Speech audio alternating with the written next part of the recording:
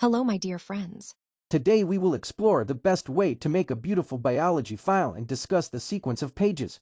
You can start by making logo of your school and writing your name, class, roll now, admission number, subject, teachers, name, project name, and you can write the title, subtitle. Now you have to write the certificate.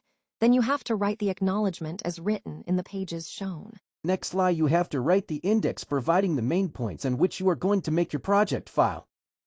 Then you can start making your project file by writing the theory on the right side of lines and pasting the pages on the left side to make your file more appealing.